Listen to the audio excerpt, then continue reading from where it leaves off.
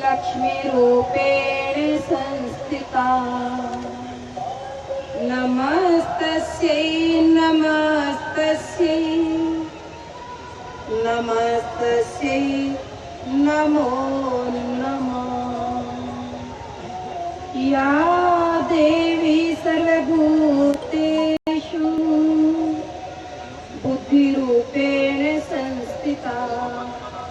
नमस्तस्यै नमस्तस्यै नमस्तस्यै नमो नमः। या देवी सर्वभूतेषु शान्तिरूपेण संस्थिता। नमस्तस्यै नमस्तस्यै नमस्तस्यै नमो नमः। नमस्तस्यै नमो नमः। नमस्तस्यै नमो नमः।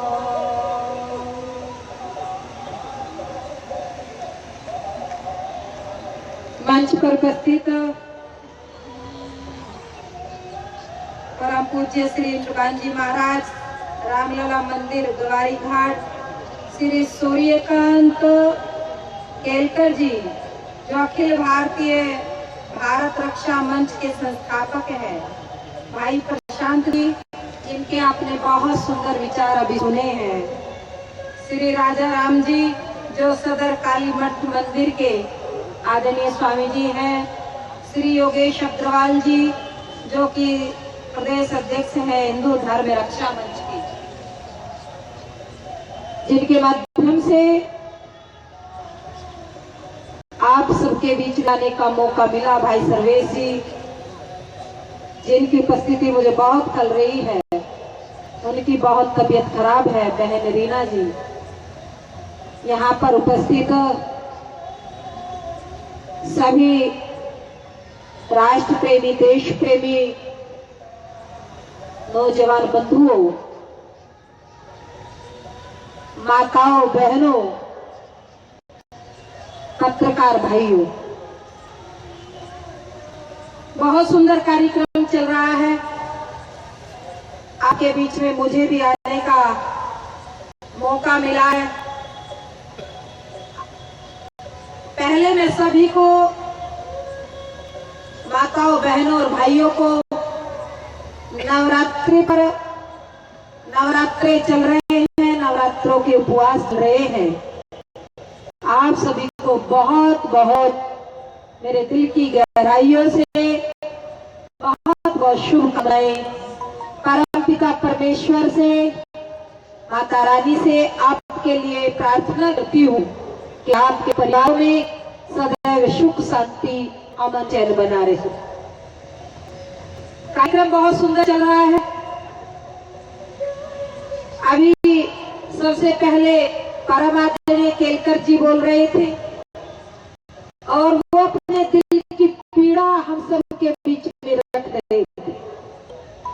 नौजवान बंधुओं ध्यान रखना, उन्होंने बताया कि आज जो हिंदुस्तान दिखाई देता है ये हिंदुस्तान ऐसा नहीं था। इस हिंदुस्तान को पाने के लिए भगत सिंह ने अपने जवानी को इस देश के चरणों में समर्पित किया। ये देश हमें ऐसा नहीं मिला था। ये जब गुलामी की जंजीरों में जकड़ा हुआ था तो जानते हो इस देश को आजाद कराने के लिए उस वीर सावरकर का जीवन चरित्र पढ़ करके देखो, जिसको काल कोठरी में, जिसको अंडमान निकोबार की सजा मिली। कांग्रेसी कहते हैं कि देश को आजाद कराने में कांग्रेस का सहयोग है। मुझे बड़ा अफसोस हो रहा है पत्रकार बंधुओं, जो लोग कहते हैं इतिहास नहीं पढ़ा, चुनौती देती हूँ। गांधी खानदान के किसी एक व्यक्ति ने अगर देश की आजादी में अपना बलिदान दिया हो तो जरा वो देश को बताए कि गांधी खानदान, नेहरू खानदान का कौन सा व्यक्ति था जिसने देश को आजाद कराने में फांसी के फंदों को चूमा। अरे देश को आजादी मिली है तो भगत सिंह की जवानी के बदले आजादी मिली है। उस भगत सिंह को याद करो देशभक्तों, जो फांसी के फंदे को चूमने जाता है। माँ विद्यावती आती है जनसैलाब से निकल करके, लोग कहते हैं माँ तू रोती है, तुझे रोना नहीं चाहिए। माँ विद्यावती कहती है पुत्रों में भगत सिंह की शहीदी पर नहीं। बोले फिर माँ रोती क्यों है? तुझे तो खुशी मनानी चाहिए, तुम्हें तो जश्न मनाना चाहिए। माँ तुझे रोना नहीं चाहिए क्योंकि तेरे बेटे का नाम देश के इतिहास में स्वर्णिम अक्षरों में लिखा जाएगा। माँ विद्यावती कहती है पुत्रों, मैं आज भगत सिंह की शहीदी पर नहीं होती हूँ, मैं तो आज अपनी कोख पे रोती हूँ। काश भगत सिंह जैसे विचारों का मेरा दूसरा बेटा होता, उसे भी मैं देश के लिए समर्पित कर देती, उसे भी मैं राष्ट्र के लिए मैं समर्पित कर देती। बंधुओं, देश को आजादी मिली गांधी नेहरू खानदान की वजह से नहीं, देश को आजादी मिली है तो भगत सिंह के बलिदान से आजादी मिली है, सुभाष चंद्र बोस की जवानी के बदले मिली है, तात्या टोपे, चंद्रशेखर आजाद, वीर सावरकर, अरे उनकी वजह से हमें आजादी मिली है। लेकिन आज अफसोस होता है कि आज जब ये कहते हैं और मीडिया के माध्यम से हम पढ़ते हैं तो मुझे बड़ा दुख होता है, क्योंकि देश के इतिहास को इतना तोड़ मरोड़ करके मेरे देश के बालकों को पढ़ाया जाता है। आज मेरे देश के बालकों को इतिहास का नहीं मालूम है, हमें बड़ा अफसोस होता है। छत्रपति शिवाजी वो कौन था जिसने हिंदुत्व की लड़ाई लड़ी, हिंदू राष्ट्र बनाने के लिए जिसने लड़ाई लड़ी, हमारे बालकों को नहीं मालूम है। महाराणा प्रताप कौन था, हमारे बच्चों को नहीं मालूम है। महारानी लक्ष्मीबाई वो चमचमाती तलवार लेकर के 1200 मुंडों को एक साथ काटने वाली वो महारानी लक्ष्मीबाई कौन थी जानते हो? मैं कई बार कहा करती हूँ कि माताओं बहनों, जहाँ देश के इतिहास में नौजवानों का, देशभक्तों का बलिदान देश के इतिहास में है, वहाँ मेरे मातृशक्ति का सहयोग, मेरे देश की महिलाओं का योगदान भी कम नहीं है। नवरात्रे चल रहे हैं, नवरात्रों में यहाँ से एक संकल्प करके जाना। बहनों, यहाँ पर बहनों की उपस्थिति अच्छी है, मुझे बहुत अच्छा लग रहा है। मैं एक निवेदन करना चाहती हूँ, नवरात्रे चल रही है और नवरात्रों में ये संकल्प जरूर लेकर के जाओ। हमारे घरों में अगर एक बच्चा हो जाता है, घर में एक बेटा हो गया तो बेटी के लिए रिस्क नहीं लेते, कहते क्या करना है, घर में बेटा हो गया वंश चल जाएगा, हमें क्या करना है। लेकिन और घर में अगर बहू के पेट में बच्ची पनपती है तो सास कहती है, ए बहू तूने पहली बच्ची को जन्म दिया है ना, चल डॉक्टर के यहाँ चेकअप करा के आ। वो बहू सहम जाती, डर जाती है, हाय मुझे क्या करना चाहिए, वो बेचारी अंदर ही अंदर घुटती है। नवरात्रे मनाने वालों हिंदुओं, मैं पूछना चाहती हूँ, वो सास उसको डांटती है, डरती है और उसको डॉक्टर के यहाँ भेजती है, कहती है चल चेकअप करा के आ। वो करा के आती है, जब उसको पता चल जाता है कि पेट में दूसरी भी बच्ची पनप रही है, माताओं बहनों बड़ा दुख होता है। उस बच्ची को खत्म करने का वो महिला षड्यंत्र रचती है, कहती है महंगाई का जमाना है, महंगाई के जमाने एक बेटी की शादी करना आज के युग में बड़ा महाभारत है, उसके पीले हाथ करना, उस समय बड़ा दुख होता, बड़ा तकलीफ होती। नवरात्रों में उपवास करने वाली माता और बहनों भाइयों, मैं पूछना चाहती हूँ, उस नन्ही सी कली को, उस नन्ही सी बच्ची को पेट में खत्म करने वाली बहनों, अरे तुम भी तो किसी की बेटी थी, उस बच्ची को उसको पेट में डॉक्टर की सलाह से खत्म करती हो, नालियों में बहा देती हो, उसको कुत्ते नोचते हैं। मैं पूछना चाहती हूँ, नवरात्रों में उपवास करने वाले हिंदुओं, अरे तुम्हारे दिलों में माँ तेरा वात्सल्य कहाँ चला जाता है? तेरी करुणा कहाँ चली जाती है माँ? तो अपने कलेजे के टुकड़े को मार करके नाली में फेंक दी है माँ। तेरी ममता आखिर तूने क्यों ठुकरा दी?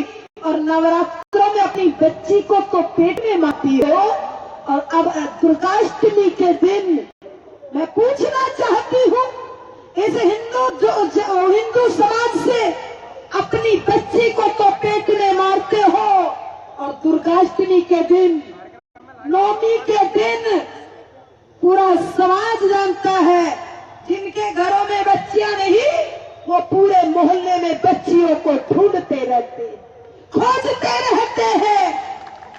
हिंदू समाज के मैं उन प्रहरियों से पूछना चाहती हूँ, माताओं बहनों, क्या ये पाप नहीं है? एक बूढ़ी माँ ढूंढ रही है नवरात्रों में दुर्गाष्टमी के दिन, किसको? कहती है बेटा भोज कराऊंगी साध्वी जी तो स्वर्ग की प्राप्ति हो जाएगी। मैंने कहा माँ, अपनी बेटी को पेट में मारने वाली माँ, पड़ोसी की बेटी को दुर्गाष्टमी के दिन भोजन कराने से कोई स्वर्ग की प्राप्ति नहीं होगी।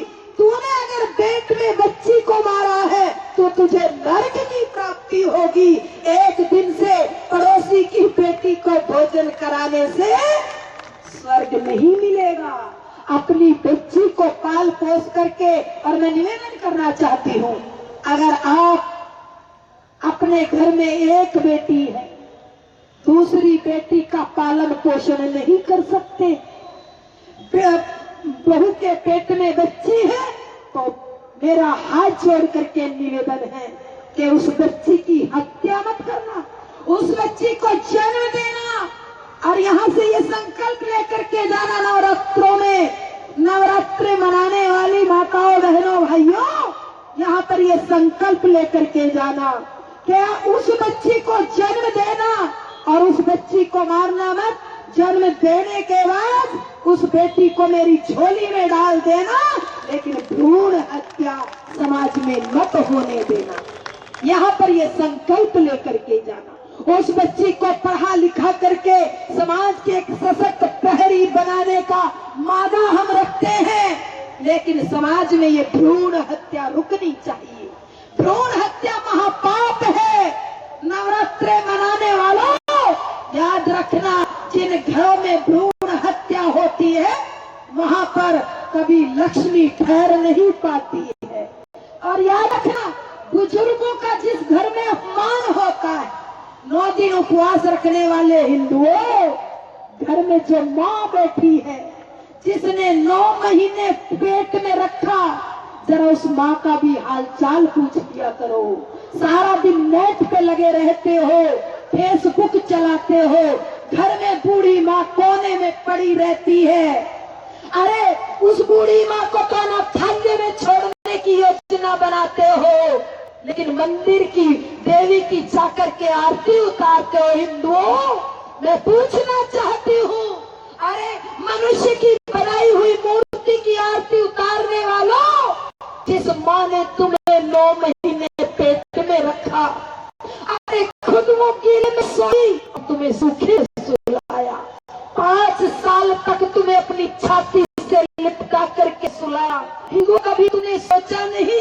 मैं विरोध नहीं करती, मंदिरों में पूजा करो जरूरी है, लेकिन जो घर में माँ बैठी है, जो भूखी प्यासी बैठी है, जिसका कभी हाल चाल नहीं पूछते, सारा दिन फेसबुक पर लगे रहते हो, व्हाट्सएप पर लगे रहते हो, इंटरनेट चलाते हो, उस माँ को भी कभी पूछ लिया करो।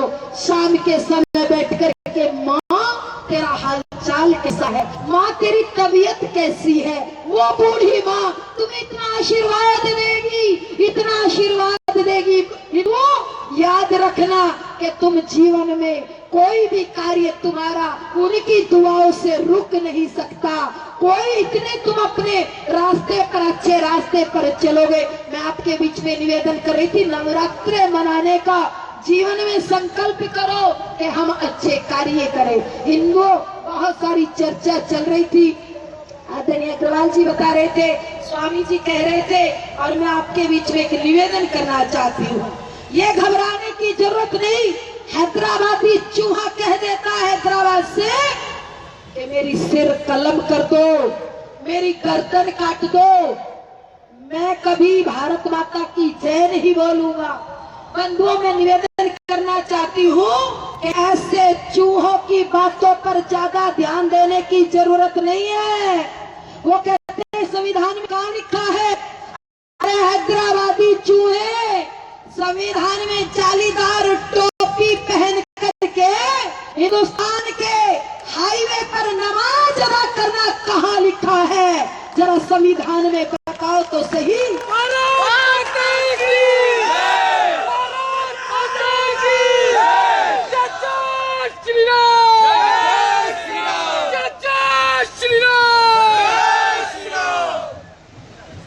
और ज्यादा इन लोगों की तरफ ध्यान देने की जरूरत नहीं है। हाँ, ध्यान देना है। कहाँ देना है? बंधुओं, याद रखना, आज की बात पत्रकार बंधुओं, 21वीं सदी होगी तो हिंदुत्व की सदी होगी, हिंदुओं की सदी होगी। हिंदुस्तान के हिंदुओं को संकल्प लेना है। ध्यान कहाँ देना है? अभी कह रहे थे ना कि हिंदुस्तान में रोहिंग्या मुसलमान बड़ी तेजी के साथ बढ़ रहे हैं। मैं देश के प्रधानमंत्री से निवेदन करना चाहती हूँ, और हिंदू बंधुओं, जो लोग सोशल मीडिया पर रहते हैं, फेसबुक चलाते हैं, वो आज से ये मुहिम शुरू कर दे। प्रधानमंत्री से निवेदन करें, प्रधानमंत्री जी, 15,000 रोहिंग्या मुसलमान कश्मीर की घाटी में टांग पसार के पड़े हैं, जैसे ये उनके बाप की धर्मशाला है। ये हिंदुस्तान किसी के बाप की धर्मशाला नहीं है। और ये रोहिंग्या मुसलमान जानते हो कौन है? ये कट्टर आतंकवादियों से भी ज्यादा खतरनाक रोहिंग्या मुसलमान है। इनके खिलाफ तुम्हें जंग छेड़नी पड़ेगी। प्रधानमंत्री जी से निवेदन करना है, प्रधानमंत्री जी, जिन 15,000 रोहिंग्या मुसलमानों को पासपोर्ट आईडी जिनको दी गई है, उनकी जब्त होनी चाहिए, और जिन लोगों ने दी है उन पर देशद्रोह का मुकदमा होना चाहिए। प्रधानमंत्री जी, ये काम हिंदुस्तान के अंदर होना चाहिए। और जितने रोहिंग्या मुसलमान, केवल 15,000 नहीं, कई लाख रोहिंग्या मुसलमान हिंदुस्तान की सड़कों पर आ गए। प्रधानमंत्री जी, इनको चिमटों से पकड़ पड़ करके हिंदुस्तान की सीमा के बाहर फेंक दो, समस्या का समाधान हो जाएगा। हिंदुस्तान में इनको रहने का कोई हक नहीं है। अरे बौद्ध, जो कि देश को, पूरे विश्व को, केवल अपने बर्मा देश म्यांमार को नहीं, पूरे विश्व को शांति का पाठ पढ़ाते थे, वहां पर जाकर के इन्होंने कत्ले आम किया। प्रधानमंत्री जी, हिंदुस्तान तो बड़े सहिष्णुओं का देश है। हिंदुस्तान में तो सत्य अहिंसा धर्म माना जाता है। ये हिंदू बड़ा मासूम है। कुछ लोग कहते हैं, कांग्रेसी कह रहे हैं, रोहिंग्या मुसलमान तो बड़े मासूम हैं, इनको क्यों नहीं रहने दिया जा रहा है? उन कांग्रेसी लोगों से पत्रकार बंधुओं, मैं नाम नहीं लूंगी क्योंकि ये धार्मिक मंच है, उनका नाम लेकर के मैं अपनी जबान को गंदा नहीं करना चाहती। मैं उनसे पूछना चाहती हूँ कि रोहिंग्या मुस्लिमों के लिए तो बड़ा दर्द हो रहा है, और कह रहे हो कि ये मासूम है। अरे कांग्रेसियों, ऐसे रो रहे, घड़ियाल आंसू मारे, इनको हिंदुस्तान में रहने की जगह दो, ये तो बेचारे मासूम है। अरे कांग्रेसियों, तुम्हारे दिल में कभी दर्द नहीं हुआ मेरे उन भाइयों के लिए जो कश्मीर की घाटी से पकड़ पकड़ कर बाहर कर दिए गए, और उनकी बेटियों के साथ गंदे काम किए, दुष्कर्म हुए, उनकी स्तर काट दिए गए, कांग्रेसियों तुम्हारे कभी आंखों में आंसू नहीं आए, तुम्हारे दिल में कश्मीरी पंडितों के लिए कभी दर्द नहीं हुआ, जो लाखों की संख्या में कश्मीरी पंडितों को भगा दिया गया। रोहिंग्या मुसलमान इनको बेमासूम दिखाई दे रहे हैं, और जो लोग रोहिंग्या मुसलमानों को बसाने की बात करते हैं, मुझे बड़ा अफसोस होता है। जो लोग, कितना बड़ा अफसोस होता है, राम मंदिर के लिए जो 1 इंच भूमि देने के लिए तैयार नहीं है, जंगे मैदान करने की बात करते हैं पत्रकार बंधुओं, वो लाखों रोहिंग्या मुसलमानों को हिंदुस्तान में बसाने की बात कर रहे हैं। लगता है दाल में कुछ काला है, और जानते हो कांग्रेस में सब कुछ काला ही काला है, वहां दाल सब खत्म हो चुकी है। स्थिति बड़ी गंभीर है, क्योंकि महात्मा गांधी सिखा करके गए हैं कि कोई एक गाल पे थप्पड़ मारे तो तुम दूसरा गाल कर देना आगे। और अगर तुम्हारे बापूजी होते तो मैं पूछती से जरूर, अगर तुम्हारे कोई दूसरे गाल पे भी थप्पड़ मार दे तो बापूजी तीसरा गाल कहां से लाओगे? इसीलिए रोहिंग्या मुसलमानों के लिए यहाँ से एक संकल्प लेकर के जाओ, प्रधानमंत्री जी से निवेदन करो, प्रधानमंत्री जी रोहिंग्या मुसलमानों के लिए केवल एक ही इलाज है कि जोतों को काटा बोए, ताए बोए तू भाला, और वो भी सारा क्या समझेगा पड़ा किसी से पाला। अगर तुम्हारे मान सम्मान स्वाभिमान को कोई ललकारता है तो मुंह तोड़ जवाब देने की हिम्मत आपके अंदर होनी चाहिए। हिंदू, मैं आपके बीच में निवेदन करना चाहती हूँ कि आज हिंदू को स्वाभिमान से जीना चाहिए। आज वास्तव में स्वाभिमानी हिंदू बनकर के जीना चाहिए, क्योंकि 21वीं सदी हिंदुओं की सदी आ रही है। पूरे विश्व के अंदर भगवा ध्वज लहरेगा, 21वीं सदी हिंदू गर्व करेगा। इसलिए मैं आपके बीच में निवेदन करना चाहती हूँ। लोग कहते जी तलाक के ऊपर साध्वी जी बहुत बोलती थी, अब तो अच्छा हो गया, कोर्ट ने फैसला दे दिया, बहुत अच्छी बात है, कोर्ट ने फैसला दिया, मैं बहुत खुश हूँ। मेरी ये मुहिम थी, मैंने इसको बहुत मंचों पर मुस्लिम महिलाओं की तलाक की जो लड़ाई थी वो लड़ने का काम किया है। लेकिन मैं निवेदन करना चाहती हूँ भाइयों, तलाक तो अभी पहली झांकी है, और बुर्का हटाना, मंदिर बनाना बाकी है।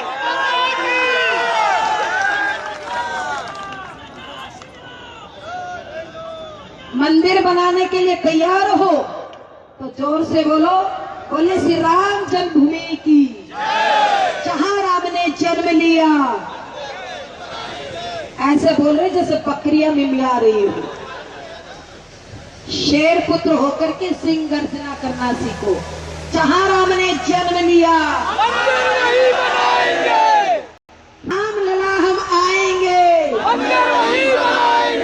चिंता न करो, जल्दी से जल्दी अभी घोषणा होने वाली है। 6 दिसंबर के आसपास हो सकता है 6 दिसंबर की घोषणा हो जाए। राम मंदिर के लिए मैं कहा करती हूँ, सूरज अपनी गरिमा छोड़ सकता है, चंद्रमा शीतलता छोड़ सकता है, सागर सीमाओं का उल्लंघन कर सकता है, गंगा जी अपना रुख बदल सकती है, लेकिन राम जन्मभूमि पर मंदिर को संसार की कोई ताकत रोक नहीं पाएगी। ये धर्म के अनूठे अनुष्ठान के लिए, राम चेतना अभियान के लिए, हिंदू हिंदी हिंदुस्तान के लिए सारे अवरोधों को हटा के रहेंगे। हम राम मंदिर बना के रहेंगे। राम मंदिर हमें बनाना है, कोई चाहे किसी भी कोई भी पार्टी हो, कुछ भी हो, राम मंदिर अयोध्या में बनेगा। और पत्रकार बंधुओं, आपकी कलम में, आपकी लेखनी में बड़ा दम है। इस बात को हिंदुस्तान के प्रत्येक कटवे के कान तक पहुंचा देना।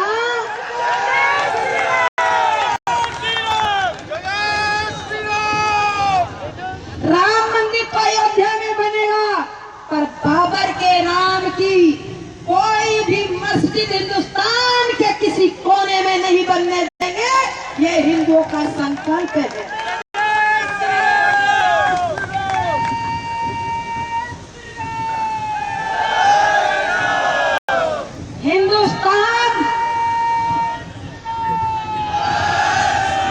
हिंदुस्तान को जमीन का टुकड़ा नहीं है, ध्यान देना।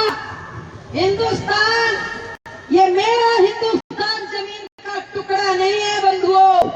ये जीता जाता राष्ट्र पुरुष है और राष्ट्र पुरुष की रक्षा करना प्रत्येक हिंदुस्तानी का धर्म है।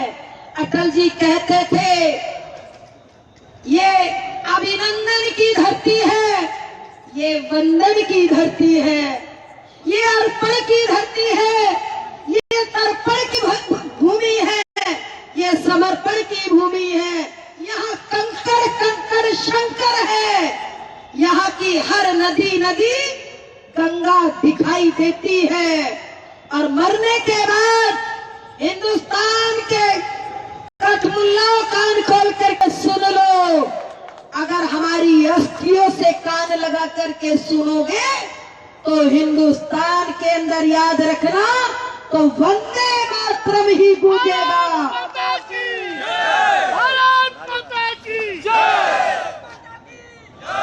वंदे वंदे वंदे वंदे। ये जो पीछे खड़े, ये भारत माता के सपूत नहीं है क्या? क्योंकि हम भारत माता का वंदन कर रहे, कोई अपराध नहीं कर रहे। बोलिए वंदे वंदे। भाई जो ये पीछे खड़े हैं, ये दाएं खड़े बैठे हैं कुर्सियों पर, इन्हें बोलते हुए संकोच क्यों हो रहा? कोई पाकिस्तानी तो नहीं घुस रहा?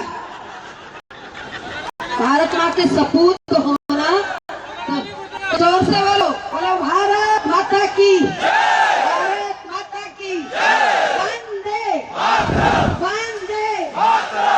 आज मैं एक निवेदन करती चलो, नवरात्रों में बहुत अच्छे, आप बड़े अच्छे ढंग से चला रहे हैं। जहाँ पर दुर्गा पूजा होती है उनकी आईडी चेक करो, कहीं कोई दुर्गा पूजा में कोई देशद्रोही आपके बीच में ना घुस जाए। मुझे ज्यादा कहने की जरूरत नहीं, मैं आपके बीच में लव जिहाद की बात चल रही थी। केरल के अंदर सुप्रीम कोर्ट ने बताया, ये कोई मैं नहीं कह रही हूँ, पूरे देश के अंदर लव जिहाद बढ़ रहा बड़ी तेजी के साथ। सरदार जी कोई अछूता नहीं, उनकी लिस्ट आ चुकी हिंदुस्तान में। ध्यान देना, तुम आप भी सब लोग ध्यान देना। सरदार जी, उनका रेट है, सरदार की बेटी को पटाएंगे लव जिहाद के माध्यम से तो 5 लाख रुपए पाएंगे। और ये तो बहुत अच्छी बात है, होना चाहिए, ये जज्बा होना चाहिए। मैं चाहती हूँ, क्योंकि सरदारों की ये कौम, मैं जानती, मैंने इतिहास को पढ़ा है, वो कहते तुम पुत्रों के वार ने वार दिए सुत 4, अरे 4 गए तो क्या हुआ, अभी जीवित कई 1000। ये वो कौम है, पूरा देश जानता है, बहुत अच्छी बात है। लेकिन उन्होंने लिस्ट उनकी है और उसको जरा ध्यान से सुनो। कहते सरदारों की लड़की है तो 5 लाख, जैनियों की लड़की है तो 3 लाख, ठाकुरों की लड़की है तो 2 लाख, शूद्रों की लड़की है तो 1 लाख। अरे हिंदू नौजवानों, यहाँ पर एक संकल्प लेकर के जाना। हिंदू जवानों, अपने खून पे ये इल्जाम बनाए, माँ न कहे कि वक्त पड़ा तो मेरा बेटा काम न आए। यहाँ पर ये संकल्प लेकर के जाना। लव जिहाद कैसे फैला रहे हैं जानते हो? हाथ में कलावा बांधते हैं, तिलक लगाते हैं, चमचमाती मोटरसाइकिल लेकर के, क्योंकि अरब राष्ट्रों से पैसा खूब आ रहा है। नाम उसका कासिम है, पप्पू का काका है, पप्पू का काका है। हिंदू लड़कियों को, भोली भाली बच्चियों को बहला फुसला करके ले जाते हैं और 80-80 साल के शेखों को बेच रहे हैं। यहाँ से हिंदू बच्चियों को लेकर के जाते हैं और उसके बाद अरब राष्ट्र में भेज देते हैं। हिंदुओं, नौजवान बंधुओं, ये पीछे नौजवान खड़े, मैं से निवेदन करना चाहती हूँ, नौजवान बंधुओं, आप यहाँ पर ये नवरात्रों में संकल्प लोगे तो आपके नवरात्रे सफल हो जाएंगे। अरे उनकी बस्तियों में घुस जाओ, अपनी बहन को, बेटियों को बचाओ और उनकी बस्तियों में घुस करके बहू लेकर के आओ।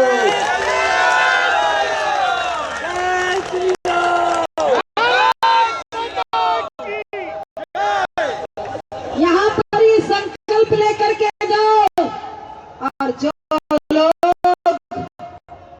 ये काम करेंगे, बहू लेके आएंगे, हरिद्वार में आ जाओ, गंगा जी नहा करके पवित्र कर देंगे, चिंता ना करो। और जिसके घर वाले नाराज होते हैं ना, आप परेशान ना हो, हरिद्वार आ जाओ, आश्रम में रहो, सेवा को मजे से रहो, आपको कोई रोकने टोकने वाला नहीं, घबराने की कोई बात नहीं है। बहू आनी चाहिए, यहाँ पर ये संकल्प होना चाहिए।